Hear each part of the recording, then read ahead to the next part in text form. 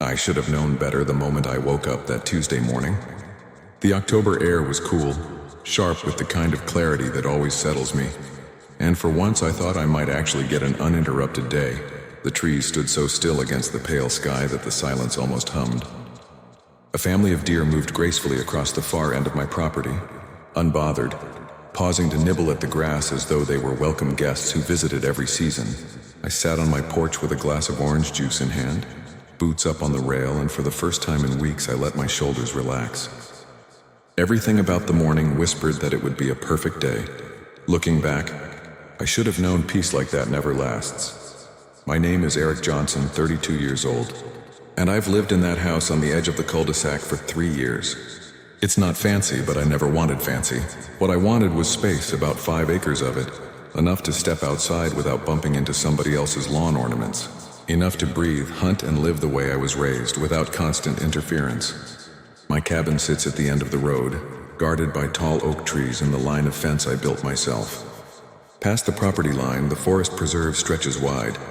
For me, it's sanctuary. Hunting season was just opening, and I'd been counting down the weeks. I take it seriously, never reckless, always careful. I built my own backstop, a dirt berm so tall and thick you could park a tank behind it and never worry. Beyond that, only forest for hundreds of yards. My father taught me that hunting isn't sport, it's ritual. You respect your land, you prepare meticulously, and you never take more than you need. That's the kind of hunter I am. I checked my rifle twice that morning, aligned the scope, ran my hand along the stock the way another man might polish his car hood. Then I headed into the preserve. The world was still cloaked in autumn chill, air crisp on my cheeks as I moved quietly down the routine trail I'd followed every weekend for months. Everything was by the book, responsible, safe. There was nothing reckless about me that morning, but responsibility doesn't matter to people who crave control. By the time the sun cut pale beams through the tree canopy, I'd tracked the deer near the clearing. My body moved into the old rhythm, the kind of patience only hunters understand. Every breath measured, every footstep placed. When the shot echoed, it was clean. The animal went down quick. I knelt respectful and began the necessary work of dressing the deer before bringing it back toward the cabin. That's when I heard her. "What the hell do you think you're doing?" The voice sliced through the stillness of the woods, shrill, furious, carried on the wind like the screech of something unnatural. I froze, not from guilt but from surprise. Who the hell was screaming in my woods? The branches rattled, and through the underbrush she came crashing into view. Blonde bob snagged with twigs, red in the face, arms thrashing as though the very sight of me had summoned every ounce of outrage in her body. I knew instantly this wasn't just some startled hiker. This was a crusader. She stomped forward, jabbing a finger at me, rage radiating off her like heat. "You're endangering this whole community. This isn't some backwoods hunting ground." Her voice cracked through the clearing, shaking like she was personally offended that I dared exist on land she didn't own. I straightened up, keeping my composure. "Good morning to you too," I said evenly, though my hands were tight on my belt. "I'm Eric Johnson, your neighbor actually, and I'm on my property. Hunting is legal here. Federal permits all above board. Everything I've done is safe and lawful." I thought maybe she'd calm down when faced with logic, maybe even back off when she realized she'd overreacted. Instead, her lip twisted into a sneer. "Legal, legal," she screamed, voice jumping octaves like nails down a chalkboard. "You think I care about your permits? You're a threat. This is a civilized community." I blinked hard, trying to decide if she was serious. The way her hands trembled told me this wasn't just concern. This was pure righteous indignation, untethered from fact, driven instead by a hunger to dominate. "I'm calling the HOA," she spat, ripping her phone from her pocket with the flourish of someone who had made this move 100 times before. "And the police. We'll see how legal you think you are when they drag you away." She spun on her heel and stormed back toward the cul-de-sac, her voice still shrieking down the trail about community safety. I stood there with blood still fresh on my knife, staring at the trees she'd disappeared through, wondering if I'd just stepped into a bad sitcom. But she wasn't bluffing. Half an hour later, the crunch of tires in my gravel warned me that the police had arrived. A squad car pulled up and Officer Martinez stepped out, his face drawn with the fatigue of a man who'd handled his fair share of neighborhood brawls. My stomach tightened, though I knew I'd broken no law. "Mr. Johnson?" he asked. "That's me." I nodded. wiping my hands and gesturing for him to follow. I led him to the berm, explained my backstop, showed him my permits, even walked him through my safety procedures. He listened carefully, jotting notes. When he finally looked at me, there was no hostility in his eyes. Only reason. Your setup meets all requirements, Martinez said, tucking his pen into his pocket. His voice carried the even cadence of authority. Frankly, it's impressive. You've been responsible. My only advice? Out of courtesy, let your neighbors know in advance next time. Saves you the headache. That seemed fair enough. Courtesy I could consider. But Rebecca Gray, the name I hadn't yet learned, wasn't interested in courtesy. Courtesy wasn't part of her vocabulary. Martinez drove away satisfied, but as I watched his taillights vanish into the road, a chill crept back over me. Not from guilt, but from intuition.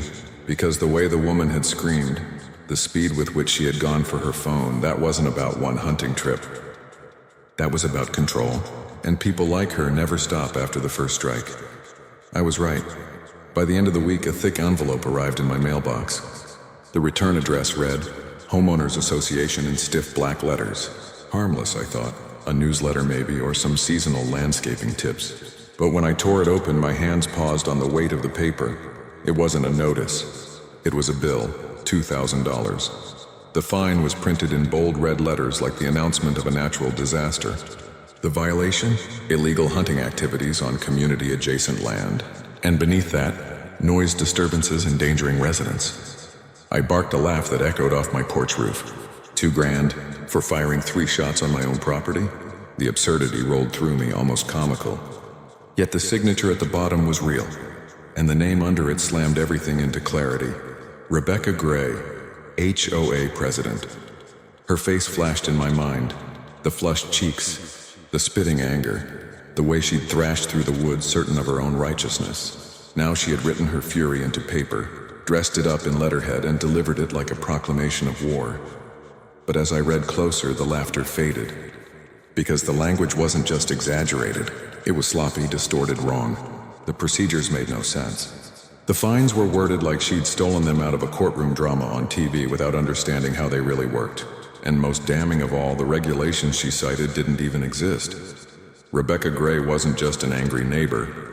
She was something worse, a bully cloaked in pretend authority. I dialed the HOA office. A woman with a nervous voice answered. She stumbled through her sentences, clearly uneasy. My name is Eric Johnson, I said firmly. I just received a fine notice. $2,000 for hunting. Can you tell me what specific regulation I violated? Silence. I could hear the receptionist swallow hard. Then in a hushed tone she replied, Mrs. Gray manages all enforcement. She said if you don't pay in 7 days, there will be serious consequences. Consequences? The word rattled as cold as the October wind across my porch. I didn't hang up angry. I hung up intrigued. Rebecca Gray had just made her boldest mistake. She thought she could hang a noose of paper around my neck and I'd bow. She didn't realize who she was dealing with or how long I'd played by the rules while stacking my own evidence. The $2,000 fine wasn't punishment, it was invitation. Invitation to war. I carried the notice inside, slid it into a new binder marked in clean black ink. Rebecca Gray, documentation. Page 1. This was only the beginning. The days after receiving that ridiculous $2,000 violation felt like living in a parody of suburban life, except the jokes weren't funny anymore. They were sharp, calculated, and aimed to wear me down. Rebecca Gray had declared herself queen of the cul-de-sac, and she was determined to make me her example. What started as noise complaints and threats quickly turned into a paper war. Every other day, my mailbox had something new in it. Glossy HOA envelopes fat with urgent notices, ranging from noise ordinances to so-called violations about endangering community safety. Each one was more absurd than the last, and each one went straight into my new binder, which was getting fatter by the week. She had turned her vendetta into a full-time job, and while most people in this neighborhood probably paid up to shut her down, she didn't understand who she was dealing with. I had patience, I had training, and more importantly, I had nothing to hide. If she wanted a paper trail, then I'd make sure that trail led directly back to her. What Rebecca didn't realize was that her war had another casualty, her own allies. About 10 days after the fine appeared in my mailbox, I received a nervous phone call that changed everything. The voice on the other end trembled, careful. like she was speaking from a locked bathroom with a towel over the phone. She introduced herself as Amanda, her tone almost apologetic, and she admitted she was the one forced to mail out the violation notices, though she had nothing to do with drafting them. "Mr. Johnson," she whispered, "I can't keep quiet anymore. I've been ordered to forge board signatures, fake meeting minutes, and put Rebecca's words onto official paper. She makes me type up violations against neighbors who've done nothing wrong, and now she's targeting you because she thinks you'll cave the way others have." My chest went tight hearing it, not because I was surprised, but because I finally had confirmation of what I suspected. This wasn't an HOA running by the book. This was one unstable woman hijacking a neighborhood government like her personal fiefdom. Amanda begged to meet in person, and I agreed, driving 20 minutes out of town to a bland coffee shop where nobody would care who we were. I'll never forget how she looked that night, eyes ringed from lack of sleep, constantly fidgeting, hands shaking as she slid a flash drive across the table to me like it was contraband. On it were months of documents, forged paperwork, unauthorized expenses, and even surveillance photos of me that Rebecca had forced Amanda to catalog. She had been tracking my movements, recording the times I went into the forest preserve, photographing my truck, even documenting my hunting routine like she was running an intelligence operation. Amanda's voice cracked as she explained. She's been using HOA funds like her own bank account. Landscaping projects paid entirely at her house. Security upgrades that were actually her alarm system. Maintenance billed to the community but used for her driveway. That night I drove home with a pit in my stomach, but also a grim smile tugging at the corner of my mouth. Because now I had proof. Printed emails of Rebecca threatening residents, financial records that showed straight embezzlement, fake signatures that Amanda had been forced to copy, newsletter drafts laced with lies, and most important of all, photographic evidence that Rebecca had been stalking me for months. This was no longer HOA harassment. This was criminal. Still, instead of firing the first shot, I doubled down on patience. I organized every file, scanned backup copies onto multiple drives, and even left one sealed envelope of sensitive evidence in a friend's safe, because I knew Rebecca wasn't done yet. People like her never admit defeat, they escalate, and escalating was exactly what she did. The drive-bys increased, her white SUV creeping past my place a dozen times a day, sometimes stopping completely, her eyes glaring through the windshield as she took pictures. Then came the impersonation harassment. Inspectors began appearing one after another, code enforcement, zoning, even a business license officer. Each one apologetic, but bound to investigate anonymous complaints that turned out to be baseless. My yard was neat, my truck parked legally, my property as lawful as it could be, but Rebecca was flooding city offices with lies, trying to drown me under bureaucracy. I kept calm, thanked each inspector, and emailed my lawyer copies of all their reports, every one of them stating no violation. The file against Rebecca was writing itself, and she was too blinded by her rage to notice. Then one rainy morning I stepped into my garden and froze. There in the muddy soil were high-heel tracks, deep prints circling my property, leading to the fence line and even up to my garage windows. Rebecca had trespassed in the night. No longer content with drive-bys and bogus paperwork, she was bold enough to stalk me directly. That was when my patience transformed into a plan. I spent the week after Amanda's warning installing high-end security cameras, the kind that pick up audio and stamp every frame with the precise date and time. I disguised them carefully under eaves and in trees, aiming each lens at fence lines, gates, and the bait zone I created near my shed where I left hunting equipment easy to see. If she wanted to snoop, I wanted her on camera. My lawyer, William Parker, nearly shouted when I showed him the growing digital archive of Rebecca's insanity. "Eric, this isn't just civil harassment anymore," he said, eyes running across documents and photos. "We're talking embezzlement, forgery, stalking, trespassing, abuse of power. With enough evidence, this is criminal prosecution. She could be looking at real jail time." I nodded, telling him quietly that I needed the case airtight, bulletproof, because when someone like Rebecca collapses, they don't do it quietly. They burn.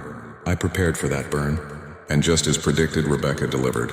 Before the cameras had even recorded for a full week, her obsession drove her back onto my land just before dawn, bolt cutters in her hand, hammer tucked under her arm, and a homemade red letter sign that she pounded into my lawn declaring, "No hunting zone, violators prosecuted by HOA." All of it caught from multiple angles, crystal clear. Every angry breath filmed as she dismantled part of my fence, erected the fraudulent sign, then dialed 911 with a performance worthy of late-night reality TV. "Emergency," she cried. "Eric Johnson is illegally hunting again. Send units immediately." I stood inside sipping coffee, watching live footage on my monitor of her committing every crime she later accused me of. When Officer Martinez arrived, looking even more exhausted than before, it didn't take him long to see what had gone wrong. Rebecca was shrieking across my lawn, arms flailing, pointing at her sign like it was a death sentence for me. Martinez looked from me calmly reading on my porch to the destroyed fence to Rebecca's glowing face, and I could see the war playing out silently in his mind. "Ma'am," he asked, his voice sharp now, "what exactly is the emergency here?" And Rebecca launched her tirade, empty words boiling into the chilly air. I waited until her voice cracked, then stood, walked inside, and came back out with my laptop. "This situation is a little different today, Martinez," I said, tone even and deliberate, "because this time I have everything recorded."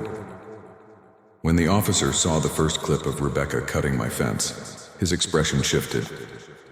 By the time he watched her hammer the illegal sign into my yard, his patience evaporated completely. Outside the window, Rebecca shouted that it was fabricated, manipulated, but her shrill denials only made her guilt clearer. Martinez spoke the words I'd been waiting to hear. "Ma'am, unless you can explain why you're on this man's property destroying his fence, you're finished." I sat back, finally letting the satisfaction wash over me. Because this wasn't the climax yet, it was only the beginning of her downfall. She thought she was punishing a neighbor, but she was about to find out she had been obstructing a federal officer in the line of duty, and that revelation was going to end her reign of terror once and for all. The storm had been building for weeks, but this one wasn't just rain and thunder rolling through October skies. It was the storm Rebecca Gray herself had created with her greed, her obsession, and her need to dominate. By the time she trespassed on my land carrying bolt cutters like some kind of vigilante commando, hammering her fake no hunting sign into my lawn and screaming to 911 that I was the criminal, the trap had already closed. Cameras hidden in trees under eaves, even mounted by the back gate, caught her every move in flawless 4K. Each cut of her bolt cutters, every swing of her hammer the moment she dialed her phone, they were all captured, tagged with timestamps down to the second. It was almost poetic, the way she staged her downfall while I sipped coffee from my kitchen and watched on my monitor, waiting for the lights of Officer Martinez's cruiser to hit the wet pavement outside. When he finally stepped onto my property, shoulders heavy and eyes glazed with fatigue, I could see in his expression the weary realization this was not going to be another simple neighborly argument. Rebecca came charging the second she spotted him, shrieking louder than the cicadas in summer, pointing accusatory fingers in arcs so wide I thought she'd fall over. "He's violating community safety, this sign proves it," she screeched, stabbing her finger toward the crooked board she had just hammered seconds before. Martinez looked at her, then at me reading a paperback on my porch chair, then at the destroyed section of fence glinting with fresh cuts, and the math solved itself in his mind without me saying a word. I closed my book deliberately and rose with calm steps, walking to the laptop I'd set by the porch rail. "Officer," I said evenly, "this situation is a little different today." When he leaned in to see the video playback, his jaw clenched tighter with each frame. Rebecca cut wires. Rebecca hammered her sign. Rebecca dialed 911 while trespassing. Rebecca committing every possible crime she accused me of. And when she caught the angle of the screen, she screamed that it was fabricated, her words wobbling with desperation now. "That's not me. He forged it somehow. It's fake." But each denial made her guilt heavier, the fear in her eyes betraying the confidence slipping through her fingers. Martinez didn't even bother to look at me. He had seen more false reports than he could count, but catching the accuser with her own crimes on multiple camera angles left no room for doubt. Still, as satisfying as that was to me, I knew we weren't at the end game yet. Because Rebecca hadn't just harassed a neighbor, she had crossed into something deeper, something fatal to her schemes. And the moment had finally come to reveal who she had truly been obstructing all along. "Before we talk charges," I told Martinez quietly, "there's something else you need to know." I led him into my living room, shutting out Rebecca's muffled protests through the window. On my desk lay the thick folder of Amanda's files, The forged documents, the embezzled financials, the HOA minutes that had never happened. And there, tucked in the side pocket of my weathered leather wallet, was the identification I had kept close but hidden from my adversary. "I'm not just some guy who enjoys a quiet morning hunt," I said, sliding the card across the table. "I'm Eric Johnson, Federal Wildlife Officer, United States Fish and Wildlife Service." For a moment his face froze, eyebrows arched, and then his entire stance shifted into one of immediate respect. The calm patience of a local cop shifted into the alert gravitas of a man who realized he was suddenly standing in a much larger arena. "Sir," he said, straightening unconsciously. I had no idea. Through the blinds I could see Rebecca pacing in confusion, trying to eavesdrop from the yard. She couldn't hear, but she could see Martinez snap to attention, and when she caught the faint syllables, "Federal officer," her face drained of color as though I had reached out and pulled the ground from under her feet. The woman who had harassed, stalked, and bullied neighbors across multiple towns finally realized she hadn't declared war on another pushover. She had declared war on an officer of the federal government. Slouched shoulders buckled, her lips mouthed silent protests, and she nearly tripped backward over the folding chair she'd forgotten was behind her. For weeks she had been parading around the cul-de-sac convinced she was untouchable.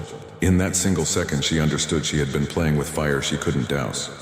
When we went back outside, I could see her trembling, shifting her weight from foot to foot, eyes darting. Still she tried one last defense, her voice high and breaking under the weight of unreality. "He's lying, that's fake, he can't be..." But Martinez cut her off with the finality of a gavel. "Ma'am, you've been obstructing a federal officer in the performance of official duties," and the rest unspooled like dominoes.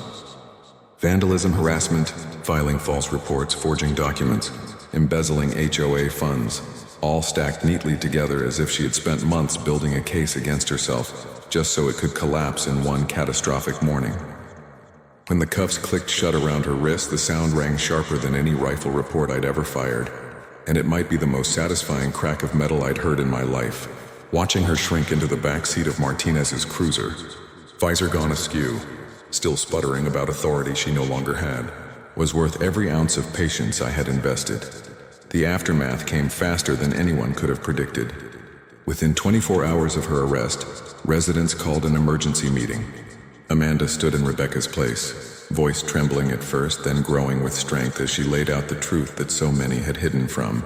All those years of bogus fines, threats, fake violations exposed with receipts. Accounts opened in Rebecca's name. HOA money drained into her backyard pools, her fences, her private driveway projects, all documented. The community's shock was a living thing that rippled across faces of men and women who had once nodded obediently when she barked orders. Now their expressions twisted into disgust, betrayal, anger. They voted unanimously to expel her as president, to strip her authority permanently, some calling openly to dissolve the HOA altogether. It had taken a federal badge and a stack of undeniable evidence, but finally the stranglehold of one bully had been broken. Still, the legal hammer hadn't fully come down yet. My lawyer, William Parker, filed civil claims on my behalf. Damages for harassment, trespassing, property destruction.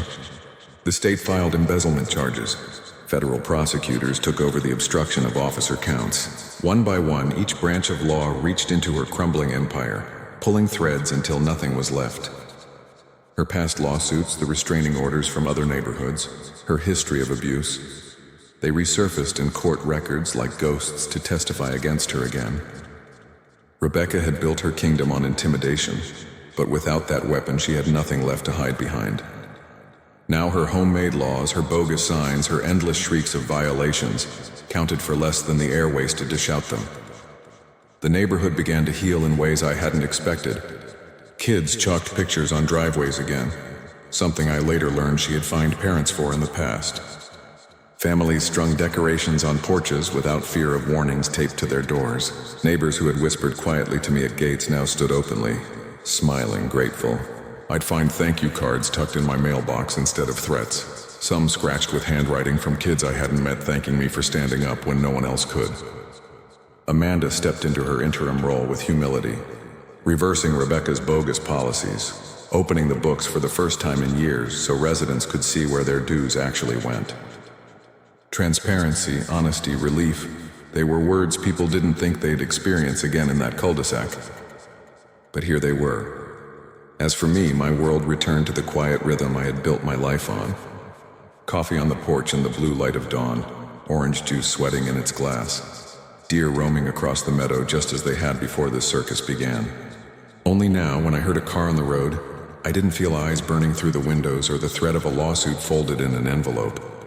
The inspectors stopped coming. The threats stopped. The stalker SUV was gone. In its place was silence, and the kind of silence I had wanted when I bought this land 3 years earlier. The silence earned. One morning I hammered a new sign into my rebuilt fence, oak polished and heavy, carved by hand. It read simply, Flood Control Manager. A joke for myself, a reminder that some fights with nature or with tyrants are won not by shouting, but by patience, preparation, and timing. Anyone who passed smiled at it.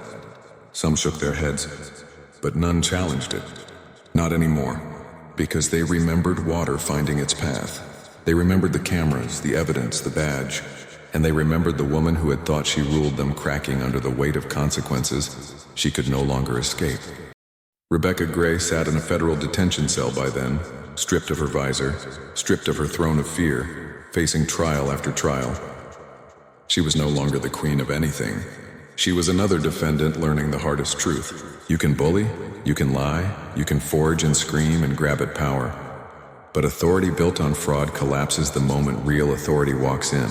And in her case, real authority walked in with a badge, a binder, and a locked steel gate she could never kick down. I sat back on my porch that evening, watching the creek ripple in the golden light, raising my glass of orange juice and a quiet toast.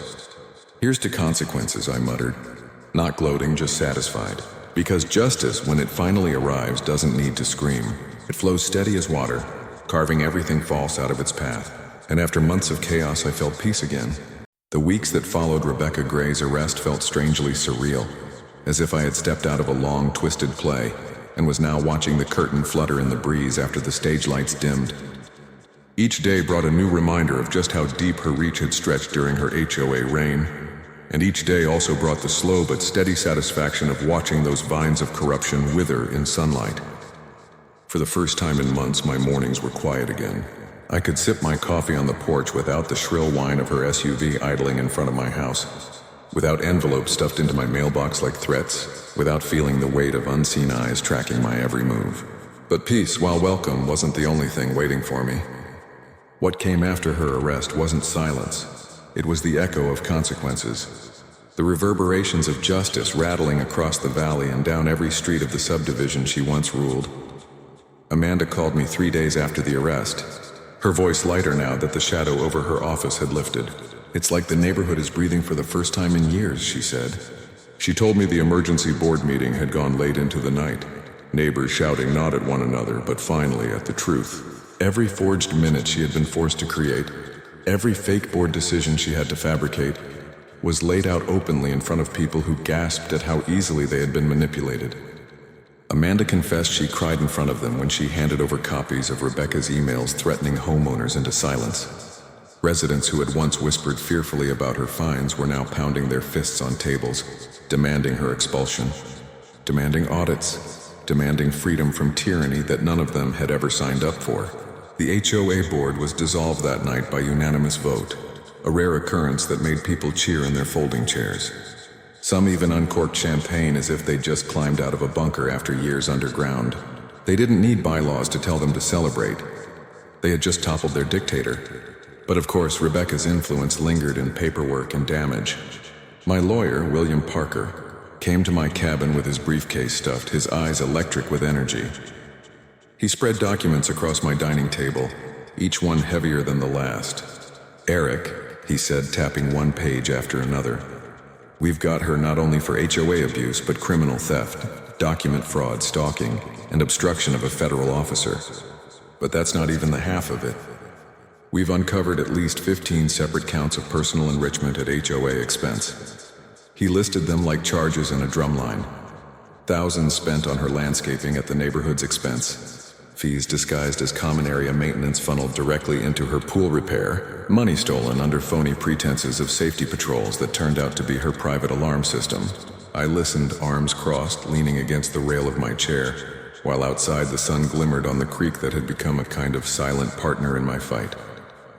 Water rustled between the rocks, and it reminded me that truth never cared about who claimed ownership. It always found its way. Court hearings began 2 weeks later, and the first time Rebecca entered the room, her transformation was staggering. Gone was the armored confidence of the woman with a clipboard barking at contractors or neighbors. Gone was the smug visor tilted like a crown. What shuffled in that day was a shell. Hair limp, makeup failing to disguise the pallor of sleepless nights, eyes darting nervously as reporters snapped photographs in the hallway. She refused to look at me across the aisle, and when she did flick a glance up, her eyes held not rage but desperation, like a cornered animal who only then realizes the cage is locked on them instead. William Parker argued with a confidence that only comes when truth itself does the heavy lifting. He laid out date-stamped video of her trespassing with bolt cutters. He showed ledgers with her personal expenses hidden in HOA accounts. He played voicemail recordings Amanda had saved where Rebecca threatened fines and retaliation for imaginary violations. Every piece was a nail, and by the end of it, the courtroom felt like a carpenter's shop ringing with hammer strikes. The judge spoke words that rolled heavy and final. Pattern of fraud, abuse of authority, criminal harassment. He listed off charges with a gravity that made Rebecca visibly shrink in her chair. The gavel echoed through the chamber, and in that sound was months of my patience crystallized into one sharp crack of victory. But the story didn't just belong to courts and judges. It belonged to the families who lived under her thumb. After court adjourned, older couples in the neighborhood, folks who had been too tired or too scared to challenge her, approached me quietly in the lobby. They shook my hand, some with tears in their eyes, telling me stories of how she'd fined them for flower pots out of regulation, for grandchildren scribbling chalk drawings on sidewalks, for placing flags on porches because they clashed with community. Aesthetic. Parents told me how their kids had stopped riding bikes freely because she continually sent letters about noise, disruptions from unsupervised minors. People had been living in constant submission to one woman's mania, and now they were meeting each other like survivors crawling out of basements into sunlight. My binder of evidence had freed not just me, but all of them. Back at the cabin, life slipped back into its rhythm, but it wasn't identical. Now, when I walked down the cul-de-sac into town, neighbors waved openly, no longer averting their eyes. Some invited me over just to say thank you. Amanda texted updates almost daily, but they weren't desperate whispers anymore. They were cheerful notes about rebuilding trust, about planning the first honest community barbecue in years. Every time I saw those texts, I felt a quiet satisfaction settle into my bones, not of revenge, but of restoration. Rebecca's kingdom had collapsed, but in its place something spontaneous had sprung. Laughter, connection, simple freedom from fear. Still, her presence lingered like storm clouds beyond the horizon. Even locked up facing trial after trial, she tried to assert herself, filing handwritten motions claiming conspiracies, alleging that evidence was fabricated, declaring herself the victim of harassment by the very people she had extorted. Each attempt was swatted down by judges, their rulings curt and unamused. To them, she wasn't a queen anymore. She was just another repeat offender demanding attention, and for the first time in years, she wasn't getting it. One morning, I hammered the last board into my rebuilt fence, filling the gap she had cut. The wood was fresh and clean, the chain thicker than before, the gate reinforced until not even a truck could force its way through. "Come see Amanda," I texted her with a photo, half joking. "Looks like the dictatorship left some permanent upgrades." She replied with laughing emojis, and beneath those a message that made me pause. "Eric, what you did didn't just remove her. It reminded us we can say no. That matters more than you might realize." I leaned against the fence, the creek singing steadily behind me, and thought about her words. She was right. The fight was never just about me or my right to hunt my land. It was about what happens when someone with no authority pretends they hold all power, and how easy it is for people to surrender their will in the face of threats. This battle had proven that even one person refusing to bend can tip the balance, and that was worth every sleepless night, every gathering of evidence, every step of patience. In the end, Rebecca Gray learned the truth that tyrants always do. Paper crowns don't hold in storms. Fake rules crumble under real law, and arrogance will always collapse when faced with patience armed by truth. She had tried to bury me under fines, threats, and false authority, but in trying, she buried herself. That evening, I sat again on my porch, orange juice sweating in the fading light, watching the deer step cautiously out from the preserve with ears twitching in the gold dusk. They grazed, calm and unbothered, as if reminding me that the valley always belonged to them, to the creek, to the steady thrum of nature, not to any HOA bylaw invented by human pride. I smiled, raised my glass, and whispered to the quiet, "Here's to consequences." And then I let the silence return, not heavy like before, but peaceful, whole, earned. Months rolled by after Rebecca Gray's downfall, and the neighborhood changed in ways so subtle at first you could almost miss them. But little by little it became obvious that the cul-de-sac that had once existed under her shadow was now breathing like a person who'd tightened their chest for too long and finally exhaled. Where once lawns looked manicured in rigid uniformity out of fear of her letters, people now planted gardens the way they liked, wildflowers spilling over stone borders, vegetables sprouting in tidy rows, and porches decorated with flags and wind chimes that would have once earned a fine. Laughter drifted across fences, neighbors talking freely without glances over shoulders, and children drew chalk dragons and suns on sidewalks without their parents worrying about notices taped to their doors. For the first time since I had moved here, the cul-de-sac felt like a neighborhood instead of a petty kingdom. I remained in my cabin, my same routines intact, though peace now carried a weight of triumph it hadn't before. My mornings with coffee and orange juice were no longer clouded with suspicion of drive-bys, or the scrape of SUV tires circling too slowly. Instead, the only sounds that reached me were natural ones. The rustle of oak leaves in crisp autumn gusts, the snap of twigs under deer hooves drifting back from the preserve, the rush of water in the creek flowing strong again. That creek, I realized, had been the truest symbol through all of this. Rebecca tried to control it, not with concrete this time, but with paper and intimidation, and just like before, the water found its path. Sitting on my porch, I had to smile at how much patience it had taken for me to let her rage run its course until she was caught in her own trap. But it was the same patience the water itself taught me. You don't cage nature, and you don't let arrogance bend truth. You give it time, and sooner or later it all comes spilling free. Rebecca's case worked its way through the system. Courtrooms echoed with words like embezzlement and forgery and criminal harassment. Witness after witness came forward, even people from her past addresses painting a long history of her running the same scheme. One older man from another town told how she had fined him for keeping too many flower pots, then bled the HOA fund dry for her own landscaping projects. Another spoke of her having newsletters ghost-written declaring victory in disputes no one else had voted on. Her pattern was undeniable. It had not begun with us, it had simply reached its breaking point here. And for once, she had targeted somebody who stood his ground. By the time the judge delivered her sentence, she was pale and silent, no longer shrieking defiance, just a woman caught in the web she had spun herself. She was given years to repay stolen funds, probation conditions that kept her far from any HOA, and felony counts that stripped her of any credibility she might have pretended to wield. Watching her led from the courtroom was not a moment of gloating. It was simply justice rolling downhill exactly as it should. The neighborhood carried on without her, and Amanda became not just interim president, but later, by unanimous vote, the only president the community trusted. Her first act was dissolving most of the petty bylaws Rebecca had obsessed over. Another act was opening the books entirely, placing copies of expenditures online for all to see. Neighbors who had once tiptoed through their own homes now gathered for barbecues, swapping stories of fines and threats the same way veterans swap tales of battle scars. Almost every story ended the same. Someone laughed now at what had once driven them to tears.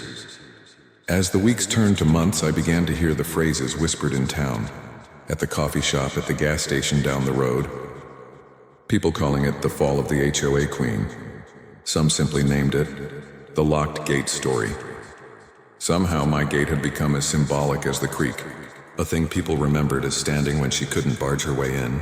It had quietly turned into legend. Amanda thanked me often, but I told her what I told everyone who tried to put me on a pedestal. I didn't fight for glory. I fought for peace. Never underestimate the quiet neighbor. I'd say half joking and they'd laugh, but deep down I meant it. Because the truth is, standing your ground isn't always loud. Sometimes it's silence, patience, waiting for arrogance to make its mistake. Sometimes you don't swing. You hold the line and let the reckless fall into the pit they dug themselves. Rebecca had fallen so deep into hers that her feet may never touch solid ground again. Winter came, and with it the stillness I'd been craving since the very first morning she had shrieked at me on the trail. Snow muffled the hills. The creek pushed ice along its edges, and smoke from my chimney curled into skies free of tension. Every now and then I'd see an SUV slow at the end of the road. A curious passerby, someone who'd heard one of the stories and wanted to glimpse the place where it all happened. They'd linger for a second, their eyes sliding to the heavy steel gate chained and stronger than before. Then they'd drive off, likely repeating the tale at dinner that night to curious friends. I didn't mind. Let them talk. Some legends are worth carrying, if only to remind bullies that there are lines you can't cross, fences you can't kick down, neighbors you shouldn't underestimate. One Saturday evening, Amanda stopped by with a small group of neighbors carrying covered dishes. They said they couldn't wait for spring to hold a big neighborhood gathering, so they decided to bring the celebration to me instead. My porch filled with food, laughter, and the warmth of people finally free of fear. Someone even presented me with a carved wooden plaque, lighthearted but touching. It read, "Flood Control Manager." I laughed until my sides ached, but hanging it just inside my front door, it felt like more than a joke. It felt like truth, because in a way that's what I had done. I had refused to break, refused to let Rebecca's flood of lies and fines and harassment wash me away. I had held steady like stone, and in time the current swept her away instead. Sitting back after everyone left, the night settling soft and heavy, I thought of my father's words, the lesson he drilled into me as a boy watching creeks cut paths through stone. You can't stop water, son. You can build around it, respect it, but you'll never conquer it. The moment you try, you've already lost. He was right, and it had taken Rebecca Gray's obsession to prove it. And maybe that was the greatest legacy of this whole story. It wasn't just about one neighborhood or even about me. It was about remembering that nature has rules we don't override. Truth has laws arrogance can't rewrite, and patience defends itself better than anger ever will. Now, when I sip my coffee and watch deer grazing again, I feel that lesson deeper in my bones than ever. For the creek still runs and the gate still stands. Reminders that no matter how loud a tyrant shouts, no matter how many letters she prints or phones she dials, silence and truth are heavier. They last.